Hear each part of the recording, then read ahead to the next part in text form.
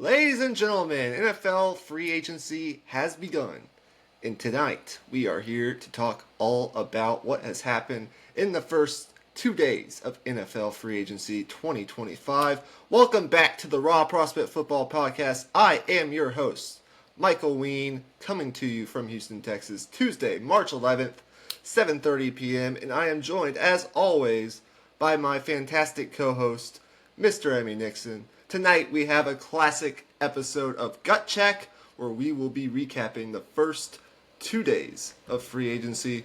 Lots has gone down. We will get to most of the big moves tonight. You won't want to miss it. If you like our content, make sure you like and subscribe. We greatly appreciate and thank all of our listeners, no matter where you come from and no matter when you listen. If you can share this with a couple of your friends who like football, we greatly appreciate it.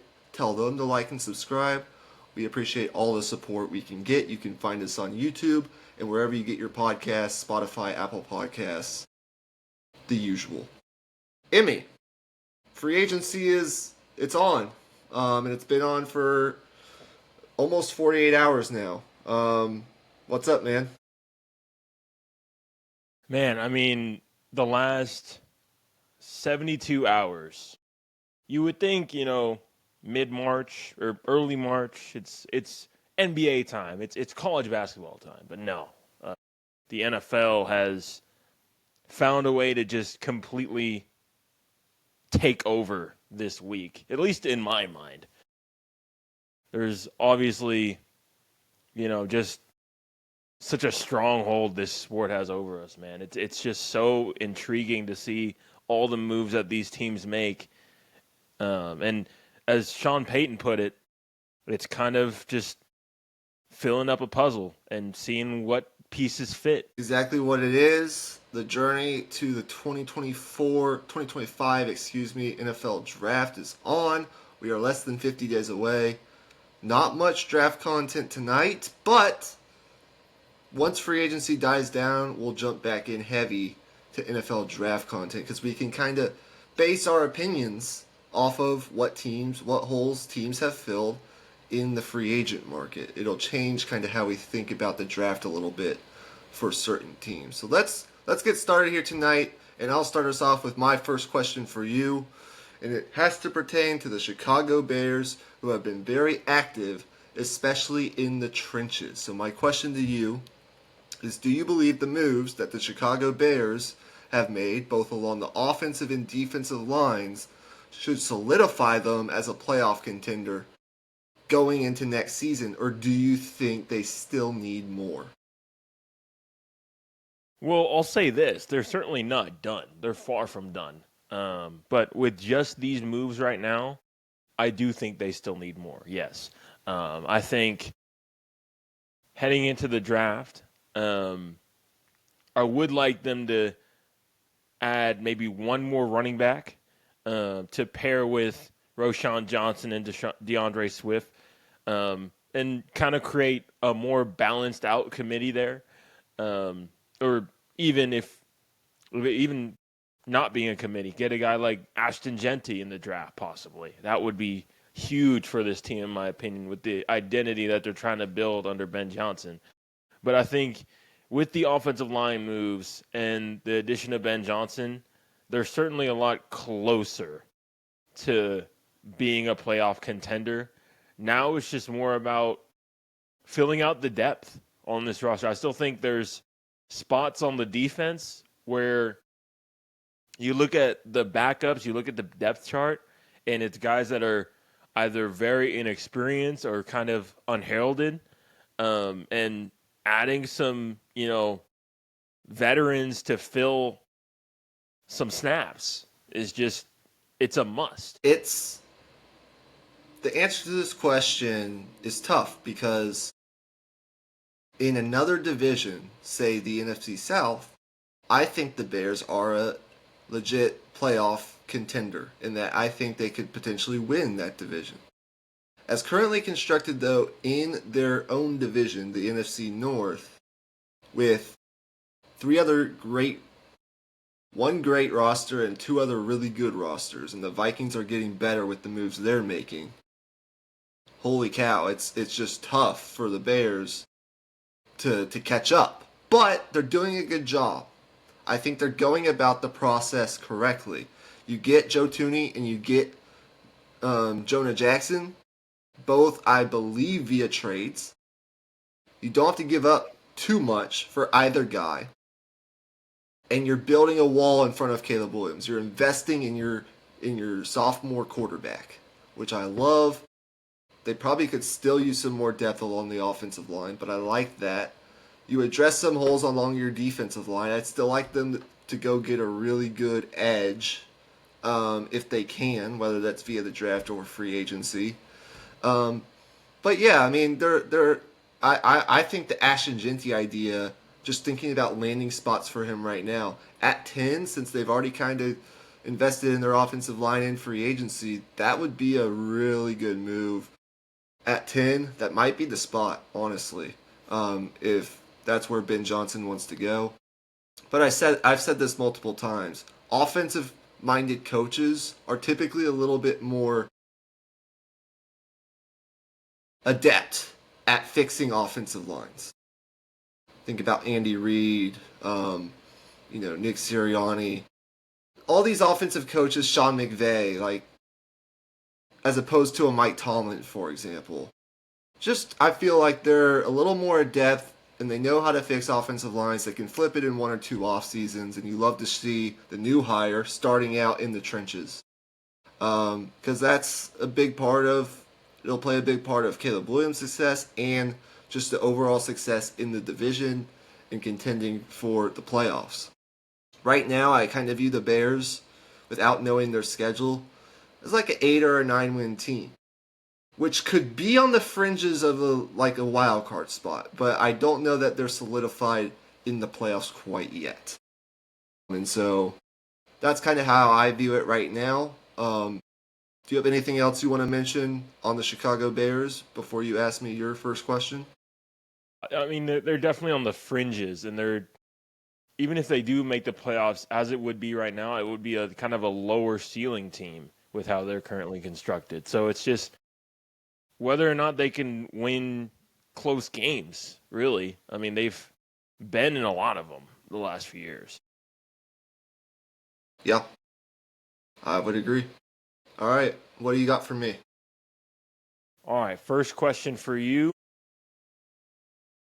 Which position group should the Seattle Seahawks prioritize next? So the context to this question, they're restructuring this entire roster. They're flipping it upside down. They cut Tyler Lockett, longtime Seahawk, I think longest tenured Seahawk, if I'm not mistaken. They cut, or not cut, they trade DK Metcalf for a large sum of draft picks. They trade Geno Smith, bring in Sam Darnold. What's the next move for Seattle to kind of bring this competitive retooling into the final stages? I understand moving on from Tyler Lockett. You trade DK Metcalf for a second round pick and, a late round pick swap with Pittsburgh. That second round pick isn't going to be great because Pittsburgh's picking towards the back half of the draft in this draft order. But now if you're Seattle, the great thing about this is you have a first, 2 seconds, and 2 thirds. You got 5 picks within the first 3 rounds at your disposal for this mini retool that you're doing, which I kind of call it that. I don't know if you call it a rebuild or kind of a retooling or a reload, reshaping of the roster, however you want to phrase it. Mainly on the offensive side of the ball is where this is occurring. It came at a weird time because I viewed their roster as currently constructed prior to these moves of trading Geno Smith and, letting go of some of these receivers as a couple pieces away from really potentially even winning this division. I think the Seahawks roster was in a very good place. But they pivoted. They went a little younger. They went for Sam Darnold. I like that move. Hopefully he can thrive in this new Clint Kubiak offense. Remember, they moved on from Ryan Grubbs. Interested to see how that fits. Um, for me, there are two positions I would go to. At first, defensive line came into my mind, but they just re-signed Jaron Reed and they just re-signed Draymond Jones at linebacker. So I feel like those positions are good for now. I would first look for a veteran wide receiver because you have to somehow replace DK Metcalf and Tyler Lockett. There are a couple good cheap veterans on the market. I think you could get them for cheap. You just lost two of your top three wide receivers. Chris Godwin re-signed in Tampa Bay. Hopkins actually signed in Baltimore, I believe, just as a couple hours ago. But there's still Amari Cooper. There's still Stephon Diggs. I would like for Seattle to get one of those guys, just a veteran in the room. I think they should be able to snag one at a pretty good price. And then you can go to the draft where you have 5 picks in the first 3 rounds and get another guy to be kind of that 1B to whoever they go out in free agency and get. Or maybe it's vice versa.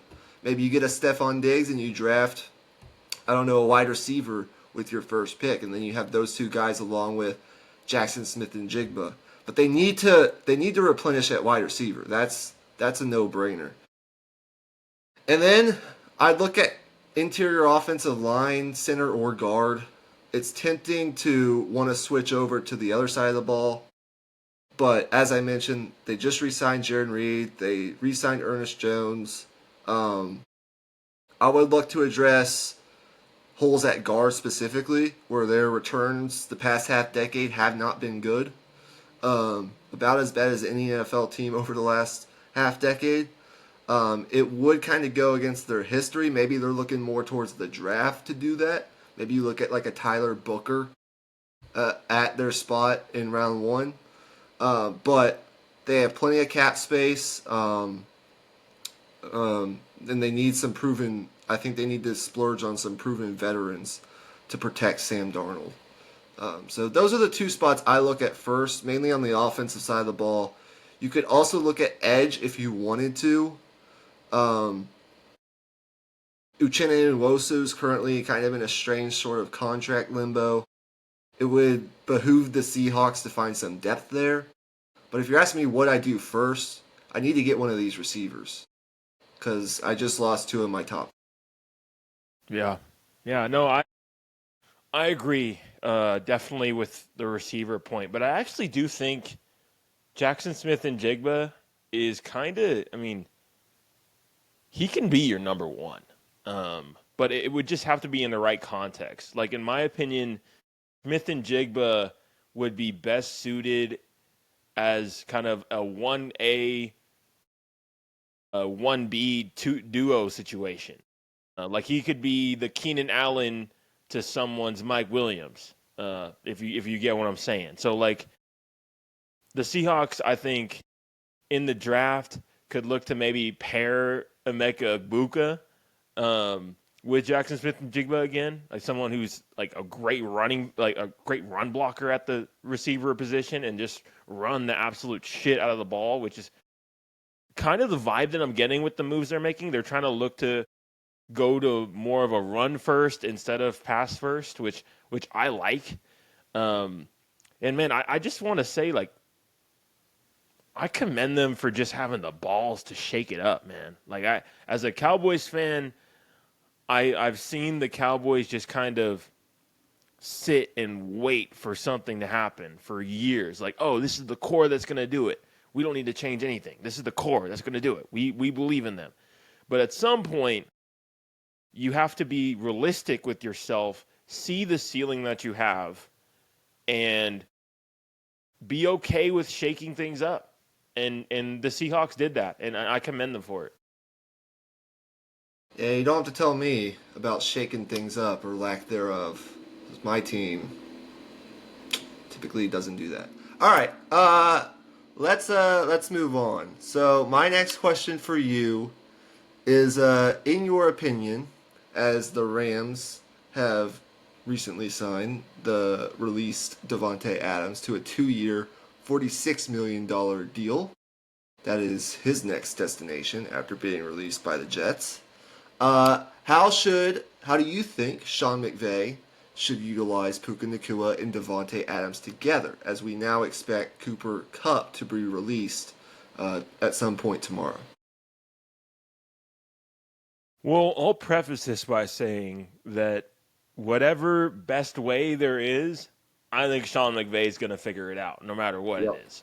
he will. But in my opinion, though, I think you kind of just have to put them on the same side of a formation, like kind of make the defense have to make a decision in how, like, just pairing them with dig routes, have them crossing each other and like just cause confusion and havoc. And I know that's going to be like immediately installed. That's like a given. The thing that I'm really excited about is more so just some of the just pressure that Davante Adams can release from this wide receiver core, and just the fact that he can just get open on command just with his route running ability out of the slot. Puka Nacua, he's a ball winner. Like, he's not really someone that's going to create like a huge ton of separation because he doesn't really need to be honest. Like, he's just going to go get the ball.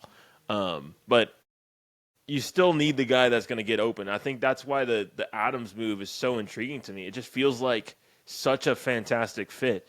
It obviously sucks that Cooper Kupp is out of the door, but I honestly think they might end up better off. Yeah, I mean, look, Cooper Kupp still got it at whatever age he is on the plus 31. side of 30. Yeah. He'll be picked up by another wide receiver needy team probably in the next couple days once he's released tomorrow, which I think is when he's going to be let go. Yeah. Start of the new league year. Yep.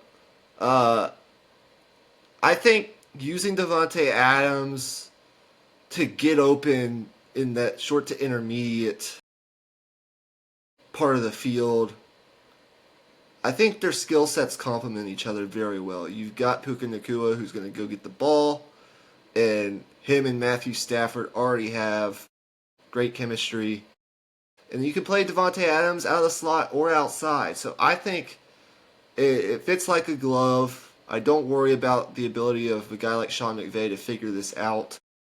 It's just you hope that Davante Adams stays available. And if he does, I mean, you're looking at one of the better offenses in the NFC and maybe in the entire league with a healthy Matthew Stafford. So I like the move by the Rams. I definitely do. It's not an extremely long-term commitment, but you get still one of the best wide receivers in the NFL. Yeah. Yeah. Like, high reward, low risk. So it's a no-brainer for sure. Next question for you. Who do you think the Washington Commanders should target at defensive tackle after cutting longtime starting tackle Jonathan Allen? Who should they go after next? They just picked up Javon Kinlaw, but they have they have a few more spots to fill in terms of depth. Who's that guy for you? Well, I was kind of surprised by the money that they gave Kinlaw. 3 years, $45 million, which doesn't necessarily seem that big. $15 million a year for a defensive tackle. That's I guess some of this is dictated by the market that the individual player has. But this is a guy that, as it currently stands, $15 million per year ranks him 17th among defensive tackles. Since he was drafted in 2020, he's got a total 9.5 career sacks, which ranks 35th amongst all defensive tackles. He's been kind of more of a rotational player that's dealt with injuries throughout his career, but he's receiving starting money from the Commanders. So I expect him to whatever your expectations are of him, to come in and play a lot because that's the money they're paying him.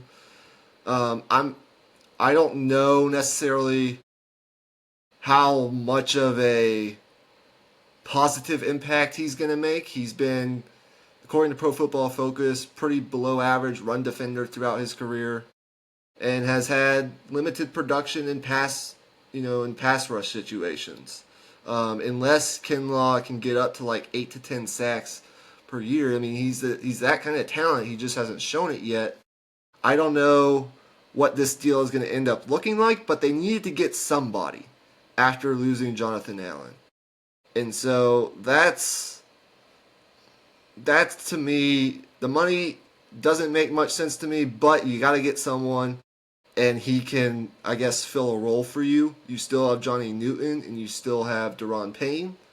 So your front line actually looks pretty good. But this is a team that needed not only an inflection of talent on that side of the ball, but also depth on that side of the ball. I don't necessarily know who you go after next. Maybe you attack it in the draft. I don't know who's available. So maybe what's your opinion on the whole situation? Yeah, I wouldn't mind them going after a Von Miller type, maybe a veteran, to throw into that mix. I think Matt Judon is still out there as well. Um, I'm not sure if Demarcus Lawrence has been signed yet. There's a few out there that I think can still be big contributors. I think the Kinlaw thing, I think the main thing is just how he fits into their uh, kind of penetrating, attacking defensive tackle, like three technique spot. I think he'll be able to fit into their stunts well and kind of get into the backfield and create those angles for the stunts. And that's really all they need him to do. So I think it's more just about they're betting on the tools there, and they're probably just thinking they can get the most out of him. Given he had his best season in the NFL last year with the Jets, played 15 games. I think his pass rush win rate was highest of his career. Don't quote me on that, but as far as like the numbers go, it was definitely his best season to date. Coming off his best season, certainly a need there. You're betting on the tools, and who am I to doubt Dan Quinn based on what he got out of this roster last year? I just was a little bit surprised by the money, but that's what the market dictates nowadays, and they have Yeah, money to spend. So yeah, it works out. I'd maybe look to the draft, or maybe if there's a veteran like Von Miller, it'd probably be a cheap veteran option who can still, on limited snaps, really, I think, be a productive pass rusher for you. Just a veteran that'll know to come in and just be productive on the snaps that he's getting. Or I like a Demarcus Lawrence who can put his hand in the dirt and go get it. It's just will yeah. he It's just stay health. healthy? Yeah, Yeah, that's the main question with Kinlaw, who played, I think it was 24 games over his first 3 seasons in the league. Last year, of course, was his best year. So in that context, it makes more sense for sure. All right, my next question for you: the Raiders, with their new head coach Pete Carroll, went out and traded for Geno Smith, as we just recently talked about with the Seahawks moves. How much influence do you think part owner Tom Brady had in this decision?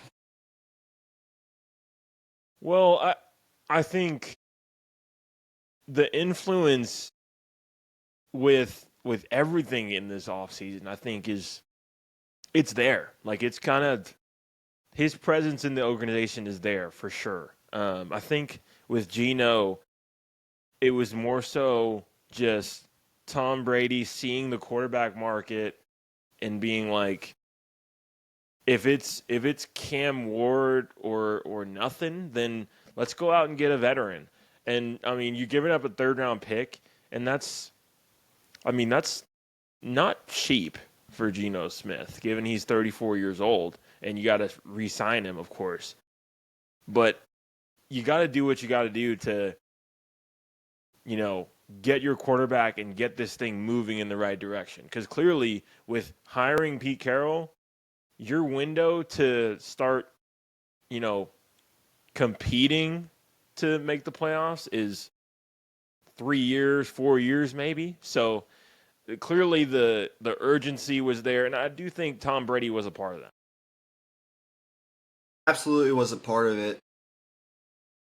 I wonder what that extension's going to look like for Geno Smith. Yeah. 34 years old. If I were the Raiders, and I don't know the cap situation off the top of my head, but would you look at like a 2 to 3 year extension?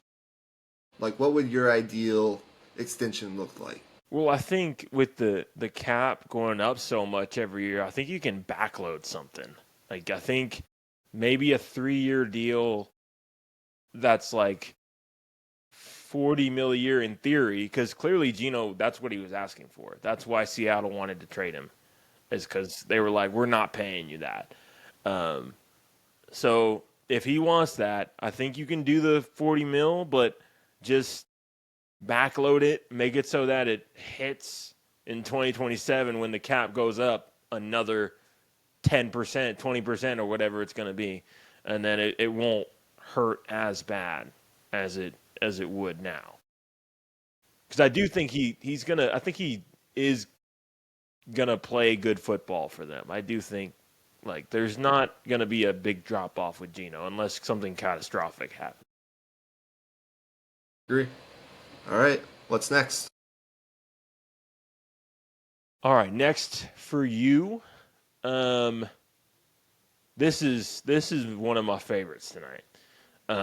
In acquiring DK Metcalf, the Steelers traded a bunch of picks for DK Metcalf. The question for you, for your team within Pittsburgh, what comes next for the receiver opposite Metcalf, George Pickens? He's coming up on a contract year, I think, right? Is his 4th year in the league? This is his 4th year, his 4th and final year on his rookie deal. If you're Pittsburgh,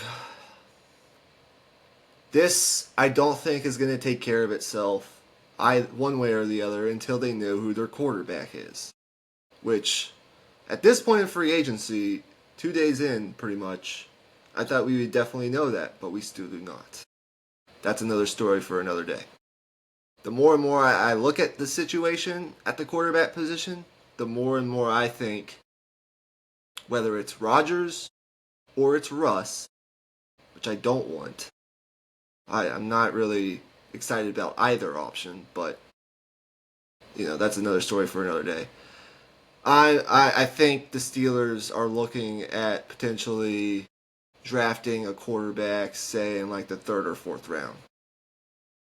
Throw a dart in this draft, even though it's not a good quarterback class, and have him sit behind Rodgers or Russell Wilson and see what happens next year.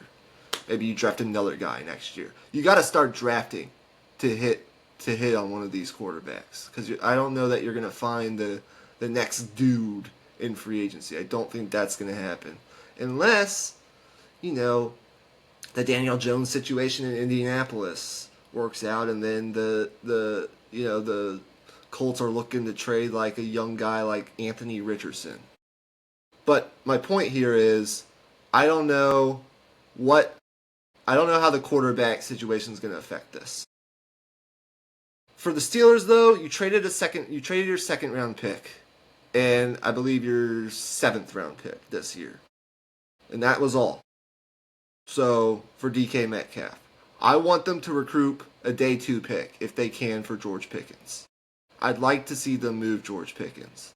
Unless the quarterback you bring in demands, say it's Rodgers, and he demands, I want Pickens here. I would like to see Pickens and Metcalf play together.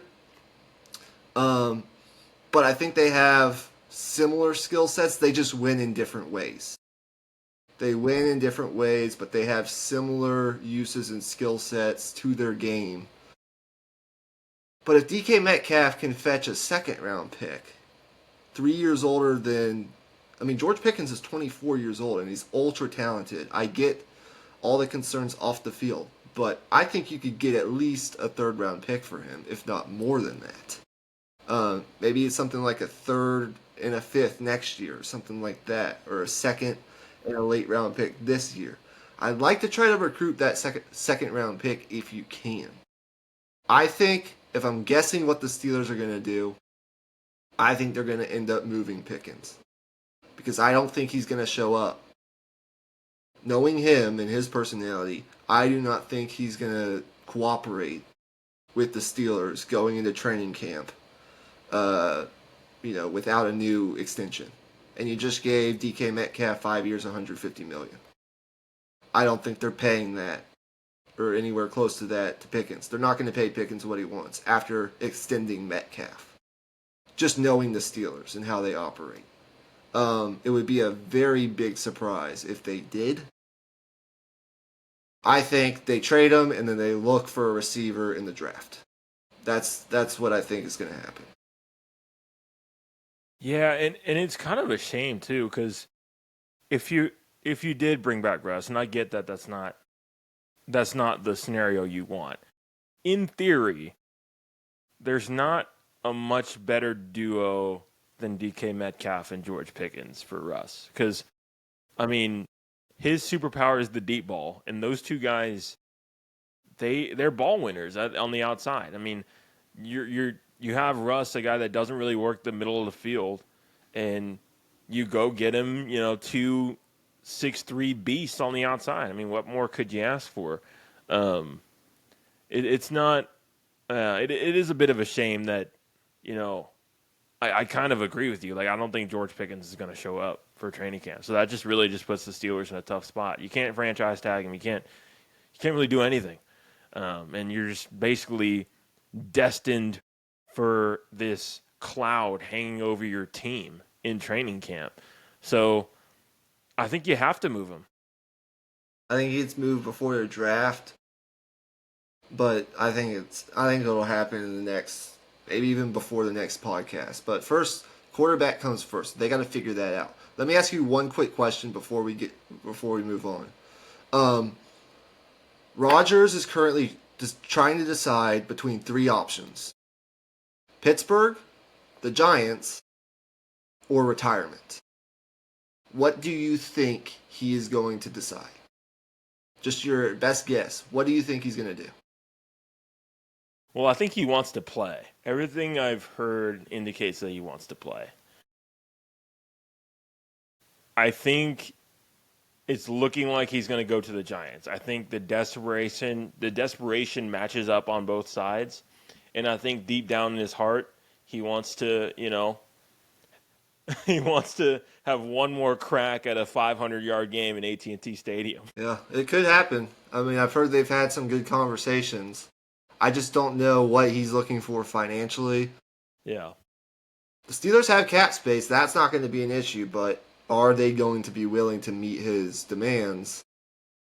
If he wants to play, maybe even a couple more years, are they going to meet his demands for a multi-year deal? And are they going to meet his demands for money-wise? I just don't know. But then that leaves them in a really tough spot because their top three options going in, like in the last week, were A, Justin Fields, B, Sam Darnold, which was really never going to happen, but I think they offered him a contract. He was already set going to Seattle. And C, Aaron Rodgers. Those were their reported three top options. And then plan D was Russell Wilson. So, strike out on your first three quarterback options, doesn't make me feel very good. Yeah. But I do have a quick fill in the blank cool bonus question for you real fast. I'm going to kind of put you on the spot here. So, brace yourself. So, if Shedeur Sanders starts falling, now that, the Raiders, they have their quarterback. If Shedeur Sanders falls somehow, at what point would you feel comfortable trading up? Like, he falls to say, like, pick 12, 11, 13. Like, what pick would you feel comfortable trading up to for Shadur Sanders? It's got to be 12 or later. 12, 13, 14-ish, in that Yeah, range. that's fair. Yeah, I mean, if that... would I rather have Shador Sanders or Russell Wilson? I would rather have Shador Sanders. Yeah, I think it's starting to look like it's going to take one of those, like, Patrick Mahomesian trade up situations for the Steelers, because it just feels like year after year you're picking at the 20th, the 21st, the 24th spot, and it's just putting you out of reach of all these guys. But as I said, I think what's going to end up happening is they're going to get Rodgers or Russ. I like Rodgers a little more than Russ. Just because I saw that already. I know what that looked like. Especially at the end of the season. You saw how the Steelers season ended, by the way. And then I think they're going to draft a guy maybe round 3 or round 4. And then go from there. That'll be their Okay, yeah. quarterback room. And then if they suck, if it doesn't work out, then they'll throw their dart next year once again. But this is like the hamster wheel of trying to figure out who the next quarterback is going to be in Pittsburgh. And it's been a half decade now, almost, since Ben retired. And Ben's Yeah. been on social media talking about he wants to come out of retirement. Jokingly. I think the Steelers are the only sports franchise in the world where the fans might even be relieved if they suck. I mean, Man, it kind of just feels like the weight of just going 9-8, 10-7 every single year. It's just weighing y'all down. if I just wonder what happened. Like, what's the world where the Steelers are 5-12 or 4-13? I've never seen that before in my life. I've Yeah. been alive for 24 years. I've never seen anything close to that. I wouldn't be able to tell you anything about that. You probably know more about that than me. But for the long-term future of this for the long-term future of this franchise and contending for Super Bowls, that needs to happen eventually. So, say like you, and this is the last thing I'll say. You sign Aaron Rodgers, you draft, I don't know, Tyler Tyler Shuck. Shook.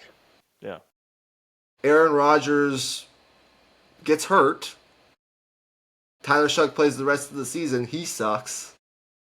Well, then at least, then at least you can get a good draft pick and a better quarterback class next year. Maybe you get Cade Klubnik next year. I don't know. Somebody Yeah. better than what's available now, though, Yeah. will be there. All right, next question. Okay. Yeah. How do you think have the Patriots allocated their free agent money properly, in your opinion, with the moves that they've made so far? Properly is such a loaded word there. So loaded. They had a ridiculous amount of money in this free agency. I think proper. I mean, okay, it just depends on how highly you view the word properly, because the Harold Landry signing was a bit questionable in my opinion. He's coming off the ACL tear last year. He didn't really look like he had the same juice off the edge. But at the same time, though, like, you can clearly see the vision they're going for.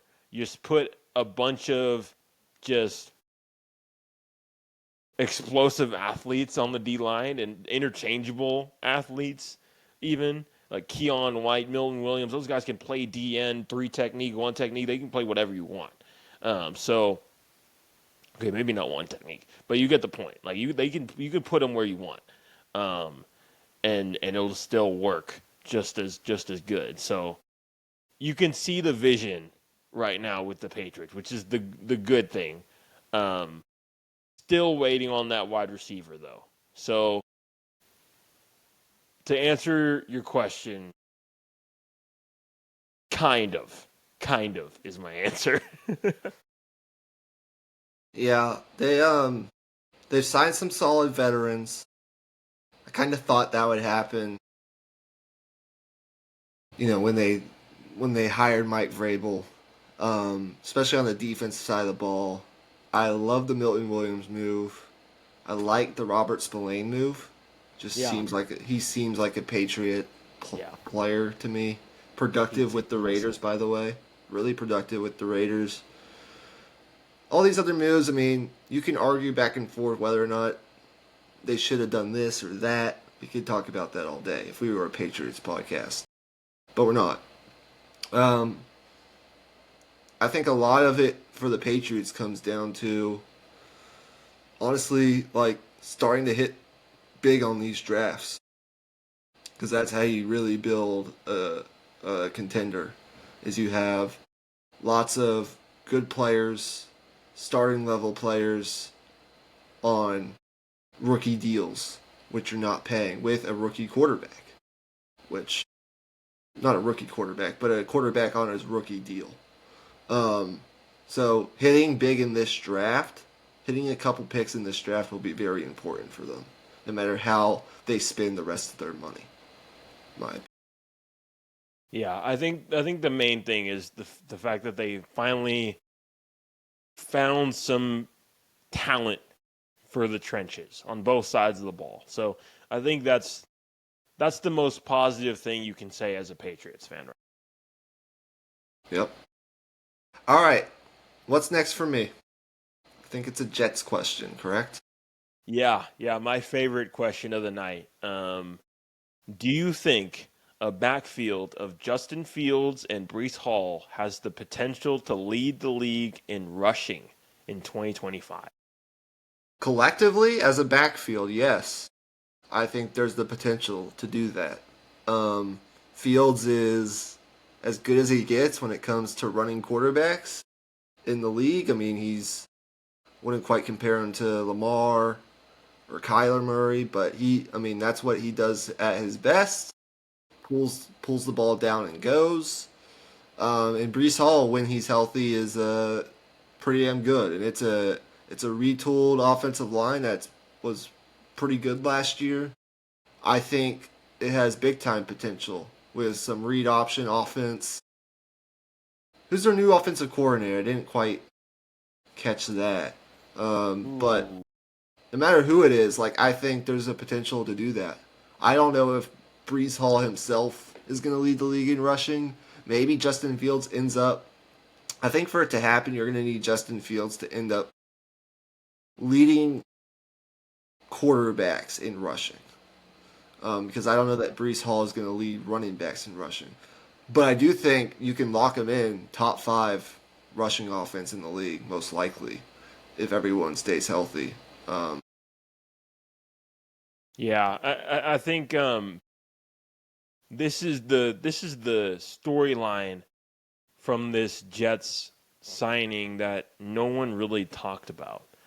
And this is kind of the angle that I'm so glad that we're able to kind of attack with this format because it's so intriguing to me. Like just the creativity that they can kind of get into with those two guys in the backfield, the pressure that you can put on a defense. I mean, you could argue. I mean, Fields does it in a different type of way than Lamar and Kyler and all those guys, but he does it in his own way. But what he does, like he's the best at it, man. Like you don't see quarterbacks running away from people at that size. You just don't. And he does consistently. So yeah, man, I think whether this thing leads to wins or not, year one, I think at the very least they're gonna be fun as fuck because Garrett Wilson's gonna put up numbers. I guarantee you that. yep. We have a couple pieces of breaking news. Number one, on the smaller side, the Steelers have signed Kenneth Gainwell to a 1-year deal. Interesting move at running back. I think it's a pretty Okay. good fit for outside zone, which they like to run, but I don't know that he's locked into any sort of role. I view that more as a depth move for them. The bigger news, five-time Pro Bowl defensive end Joey Bosa has reached an agreement on a 1-year, $12.6 million deal with the Buffalo Bills. Oh, okay. I thought for sure he was going to go to the Niners, but I guess they had no money, so that makes sense. Okay, I mean, I love that honestly. Um, Bosa, I think he's either 29 or 30. He feels a lot older than what he actually is, just because of the amount of injuries he's had to deal with. But in a new setting where he doesn't have to be the guy, I mean, I could see him, playing, 30 snaps a game, 30 pass rush snaps, and just, I mean, as long as you keep him healthy, man, he's a damn good player. I don't know how they're going to go about keeping him healthy, but if they can figure that part out, he's going to be a difference maker for sure. Much needed inflection of pass rush ability post Von Miller for sure. Um, okay. Um, okay, we just did the Justin Fields question, so I'm asking you my last question. Cowboys signed Javonte Williams, correct? That's his name? Hmm. Javonte Williams, to a 1-year, $3 million deal. I don't know how you view that, but this is a guy that's kind of been hurt some and healthy, I guess, the last year. Hasn't played the greatest, but he lands in Dallas on a cheap deal. Maybe he plans on being the starter. Maybe he's more of a depth piece. But no matter how you view that, I want to kind of get your thoughts on number one. How do you think it affects at all their plans in the draft at the running back position? But if they don't, my main question for you is if the Cowboys don't end up going running back early, say round one, round two, who's a projected like late round or late day three running back that you think could fit very well that you would like on the Cowboys? Who's kind of that later round running back that you think could fit very well? Or are there a couple names that come to mind? Yeah, there is, man. I'm really glad you asked that second part of that question because I really like this running back class, man. I do too. Um I really like the kid out of Virginia Tech, actually. I Baishal can't think Tutin, of. Yeah, I think yeah, is his name. Tootin. He's I mean, talk about a combine winner. My God. Yeah, But Tutin goes man, I mean, Tutin. he's I think really underrated in this class. I think he would do well on the Cowboys, especially pairing with Williams, kind of as that lightning and thunder type of scenario. Um, the other guy that I've been thinking about a lot is Cam Scatterville. Um, I don't know if he would fall to where the Cowboys are picking. I think they have like pick 90 something in the third round. So maybe Cam Statabu, if he's there, I think you take him because he runs like so just possessed. I think is the only way you can put it. Like he runs pissed off, and I love that shit. It's so just old school and down and dirty, and just that's the attitude you want to build on your football team, man. I don't even like. I don't care who you are. I don't care like what your team is. That type of attitude you want to bring in. So Cam Scatterbu for sure. Um, Another guy would be Jaden Blue maybe. Um, he's a guy you could get late. He's got juice. He's got home run ability, and if you can figure out the fumbling, Yep. um, he's he can be a good back, man. He's got some pass catching chops to him. He's got some juice. I mean, he's no slouch either. And you can get him in the fifth round, maybe. I think you get him fifth or sixth round. Um, Yeah. I love Tootin, man, he's very underrated out of Virginia Tech. Crushed it at the combine. I think he ran the fastest time out of all running backs in the 40, like a 4.28, I believe it was. He's good. I think that would fit really well with the Cowboys. Tootin, he can scoot. That's for sure. So I like that. Scatterboo, I mean, always have PTSD for what he almost did to Texas in the Peach Bowl. Uh, he threw a touchdown. He ran in a couple touchdowns. He threw a touchdown. Like, it was everything. That dude can do a little bit of everything. Yeah. And he's a powerful back. I like that as well. It's loaded. I mean, you really can't go wrong. The running back class this year.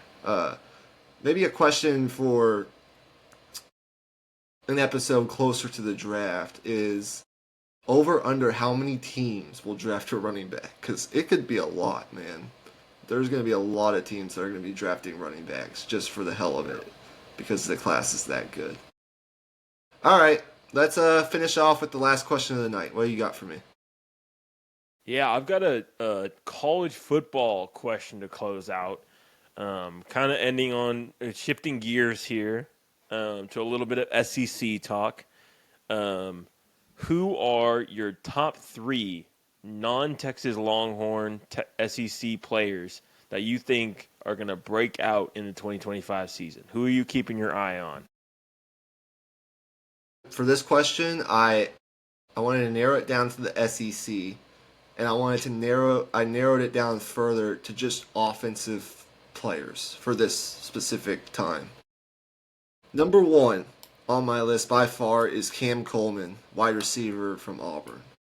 To be fair, Coleman really kind of broke out in the last 3 or 4 games of this past season. But I feel like you can include him on this list because he didn't finish in the top 20 within the conference in receiving yards. So I still feel like there's another level of breakout coming. The goal isn't necessarily to find, diamonds in the rough when you talk about these breakout players. It's to find the guys that are ready to just absolutely explode. And Coleman is that dude. He's not going to get the level of preseason buzz, probably since he's at Auburn, that his crosstown rival wide receiver from the same recruiting class, Ryan Williams, is going to get at Alabama. But Coleman was the better player down the stretch last year. In the final 3 games, he posted 25 catches for 340 yards and 3 touchdowns. He's an explosive guy, physical, can win on 50-50 balls down the field. One of the highest rated recruits in the 2024 recruiting class as a freshman last year. Suffered a shoulder injury early, so that limited the amount of games he was able to play. But after the end of last year, with, I think, Jackson Darnold throwing in the football, I think that connection could work out. And as their primary number one wide receiver, Auburn could be a team. Auburn could be a sleeper team.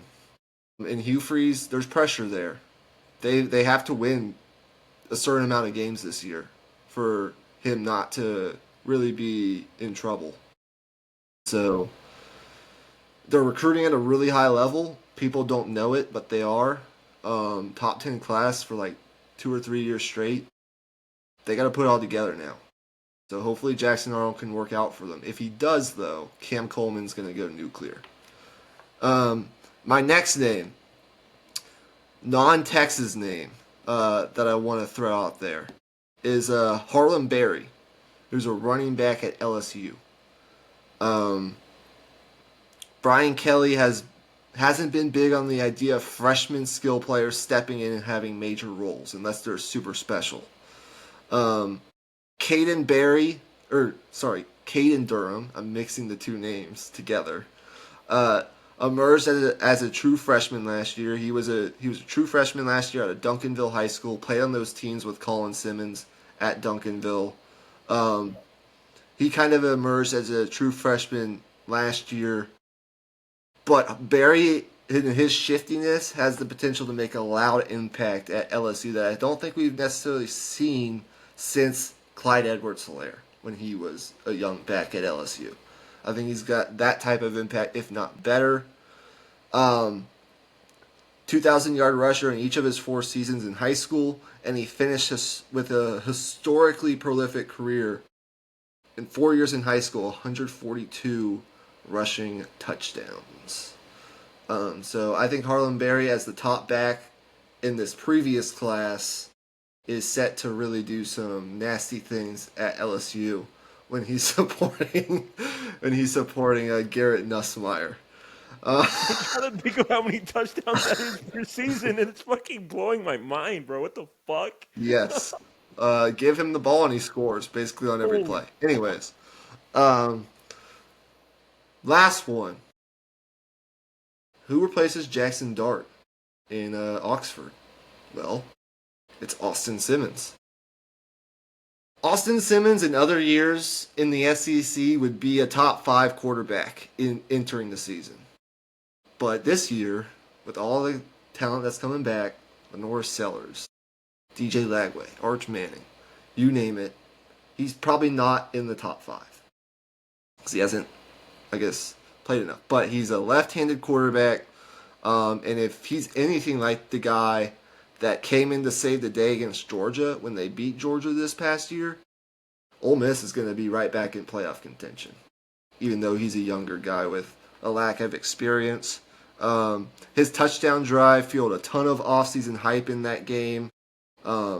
He was a guy that reclassified to the 2023 class. He's heading into his redshirt freshman season.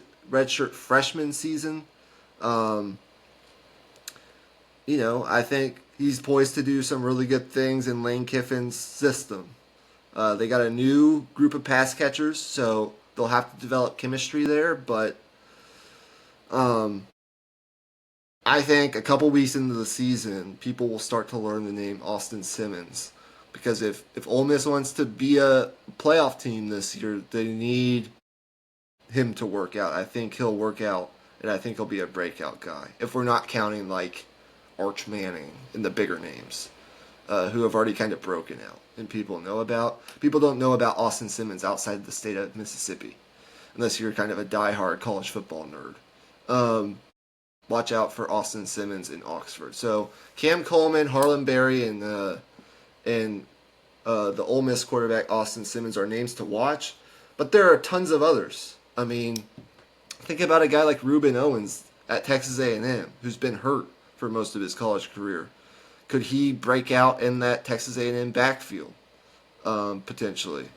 There's a couple other Ole Miss players that I really like. I mean, Alabama's got a transfer defensive lineman, LT Overton, who was a 5-star, that they got from Texas A&M. Never really fulfilled his potential at Texas A&M. Maybe he breaks out in that defense. There's a lot, man. But those would be 3 names that come to mind immediately. Okay, yeah. I mean, I do remember the Ole Miss kid. He definitely. That's one that I remember for sure. Just because that touchdown drive, it wasn't just the fact that he drove them down. It was in the situation that he was put into. I mean, it was gutsy as hell, man. So He already looked. if He that's already looked. an indication. He already looked like he had command of that offense, and it's not an easy offense to learn. So I like that. We'll continue to talk about names you need to know and players in the SEC in the coming weeks. But I think that's all but going to wrap it up for tonight's episode of the Raw Prospect Football Podcast here on the Raw Prospect Football Podcast channel. Lots of great content coming. Make sure you check out all of our other content that we've put up in the last couple weeks, whether it be these episodes of Gut Check or, Deep in the Heart of Longhorn Sports. We are recording an episode of Deep in the Heart of Longhorn Sports on Thursday. This episode we're recording right now will likely be released on Thursday. That episode of Deep in the Heart of Longhorn Sports will probably be Friday and or Saturday. Next week, our episode of Deep in the Heart of Longhorn Sports, you know what it's going to be. It's going to be our full March Madness predictions. Brackets come out Sunday. Sunday selection Sunday. We're filling out our bracket next week on Deep in the Heart of Longhorn Sports. Boy, So that's going to be fun. So keep I an eye out can't for that. wait to get my bracket busted by Lipscomb. Oh God, we'll be filling out our brackets. We'll be talking along the way through some NBA draft prospects to watch throughout the tournament, and maybe some mid majors that you to look out for in terms of upsets in the national championship contenders. Will Duke, run the table? Will Auburn run the table? Coming off a couple of losses to end the regular season, that kind of thing. Well, it'll be a fun discussion. We might even have to pop open a couple alcoholic beverages on that episode. Alcoholic Emmy, beverages. as we approach the hour mark, any parting shots before we head out of here tonight? Well, the alcoholic beverages will indeed be flowing on that March Madness episode. That's one that we don't do, or at least I don't. I don't do much prep for that one. That one's literally just going with my gut on the spot. And like it's a goofy episode. It usually goes off the rails. We have a lot of fun with it. So highly recommend y'all tune into that. Yeah, we're gonna have to record that Monday or Tuesday so we can release it before the tournament starts on Thursday. But we'll figure that out when the time comes. So, with that being said, I'm Michael Wein. You can follow me on Twitter at Michael_Wein1. He is Emmy Nixon in his Giannis Antetokounmpo jersey. You can follow him at Emmy_Nixon, all lowercase on Twitter. We'll be posting these episodes on our Twitter account and wherever, again, you can find your podcast or on YouTube. We'll see you guys on Thursday if you're listening to this, and we'll see you again on Saturday if you are listening to Deep in the Heart of Longhorn Sports. But until then, peace out. Peace.